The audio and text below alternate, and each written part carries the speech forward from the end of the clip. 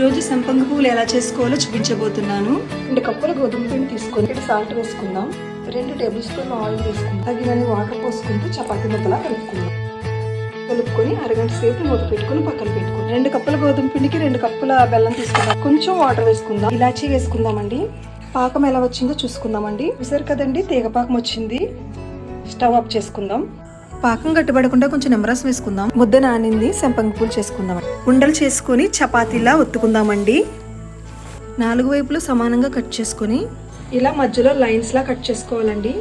చివర్లు పట్టుకొని ఫోల్డ్ చేసుకోవాలండి.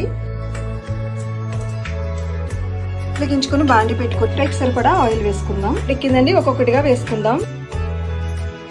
బ్రౌన్ వచ్చేంత వరకు వేయించుకొని పాకంలో వేసుకోవాలండి. రెసిపీ ట్రై చేసి మీకు ఎలా అనిపించిందో కామెంట్లో చెప్పండి. లైక్ చేయండి, షేర్ చేయండి, ఛానల్ని సబ్స్క్రైబ్ చేయడం మర్చిపోవద్దండి.